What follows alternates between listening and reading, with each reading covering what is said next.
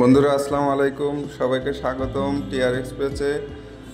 আজকে আমি এসেছি ঢাকার ঐতিহাসিক ও দেশের প্রধান ডাকঘর ঢাকা জিপিওতে। শহরের ব্যস্ততার মধ্যেও এখানে আছে শত বছরের ইতিহাস ও নানান গল্প। চলুন ঘুরে দেখি এই জিপিওর ভেতর বাহির আর জানি নানান অজানা কথা। ঢাকা জিপিও বা জেনারেল পোস্ট অফিস স্থাপিত হয়েছিল 1959 সালে।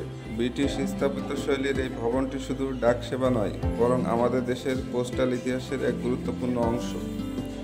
ভবনটির সামনের দিকে রয়েছে বেশ বড় একটি খোলা উদ্যান আর চারপাশে বারান্দা, যেখানে সবসময় মানুষের আনাগোনা লেগেই থাকে।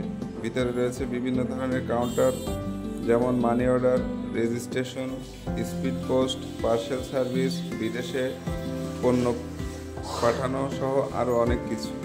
ঢাকা জিপিও শুধু দেশের বৃহত্তম ডাকঘরই নয়, এখান থেকে প্রচুর চিঠি, পার্সেল, অফিসিয়াল ডকুমেন্ট দেশের নানা প্রান্তে পৌঁছে দেওয়া হয়। সরকারি বেসরকারি বহু গুরুত্বপূর্ণ সংস্থার ডাক কার্যক্রম এখান থেকে পরিচালিত হয়।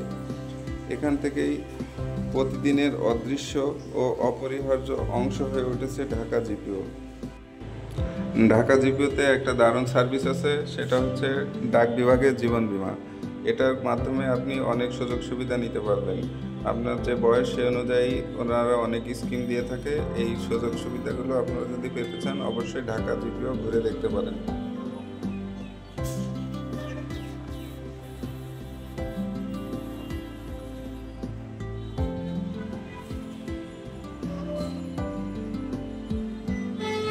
আমাদের ব্লগটি যদি আপনাদের ভালো লেগে থাকে, তাহলে অবশ্যই লাইক, কমেন্ট, সাবস্ক্রাইব করতে ভুলবেন না। নিশ্চয়ই দেখা হবে পরের ব্লগে। ততক্ষণ পর্যন্ত আল্লাহ হাফেজ।